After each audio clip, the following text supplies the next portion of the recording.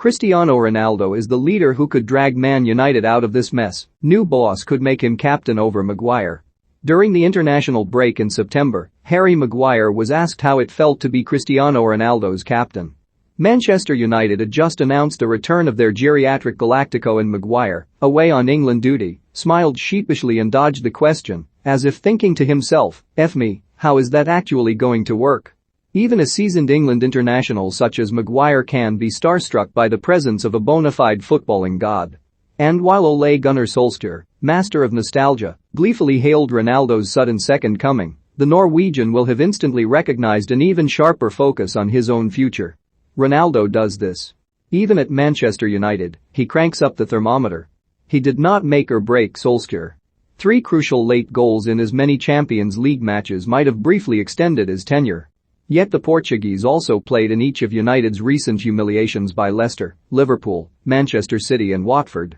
And when Ronaldo's super agent Jorge Mendes starts making discreet inquiries about the manager's future, as is rumored, the pressure on the United board goes up a notch too.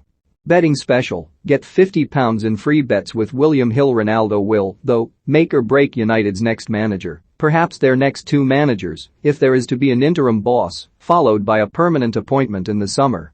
He is here for this season and next, and, fitness permitting, he will play at centre forward for every major United match in that time, because he is Ronaldo, and because this is a football club hooked on celebrity.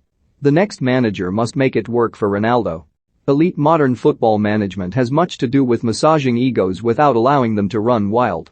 Carlo Ancelotti, under whom Ronaldo enjoyed 2 of his most productive years at Real Madrid, has long been a master of that. If Ronaldo's running stats are poor, that doesn't make him lazy. He is one of the finest strikers on the planet, not a middle-distance runner. Feed the goat, and he will score. There can be misconceptions about Ronaldo, but the reality is more complex than the cartoonish idea of a preening, selfish, prima donna underpants model. The 36-year-old Adonis is a consummate, body as temple pro. Selfish? Well, he is not only the all-time leading scorer in Champions League history, but the competition's leading assist maker too. Solskjaer compared Ronaldo to Michael Jordan after he performed one of those jailbreaks against Atalanta. But while the basketball great was something of a Roy Keane-style locker room beer, Ronaldo is said not to be especially vocal. When he does speak, though, everyone is compelled to listen. And the scenes at the 2016 Euros final, when Ronaldo was forced off through injury early on, yet urged his national team to victory with a hyperactive display in the technical area, were a clear sign that he is capable of being a leader of men. The next United boss might well decide to make him captain.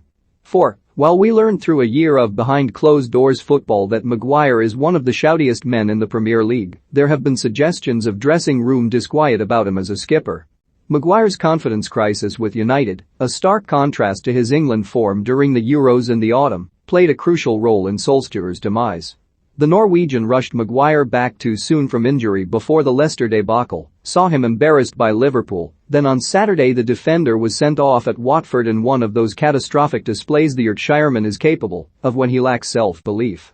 To strip him of the captaincy would be a huge call.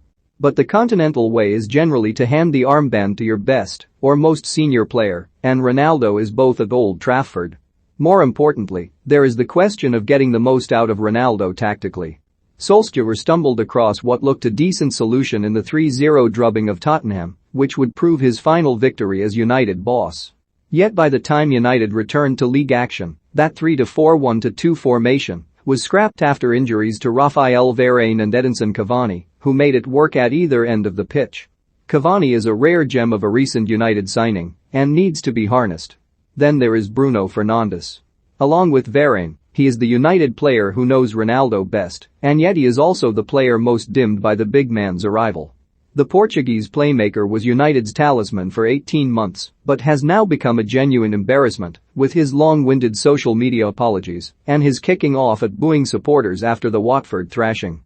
And in Paul Pogba, when fit, there is another world-class player and planet-sized ego mishandled by Solskjaer. When you throw it all together, Ronaldo, Varane, Cavani, Fernandes, Maguire, not to mention £73 million Jadon Sancho, you realize quite how well Solskjaer was backed in the transfer market, even without the top-quality midfield anchorman he craved. Elite management is about getting the best out of elite footballers, and United have very many of those. And Ronaldo, the most elite of the lot, will be front and center if United are to haul themselves out of this mess. Read our Football News Live blog for the very latest rumors, gossip and done deals.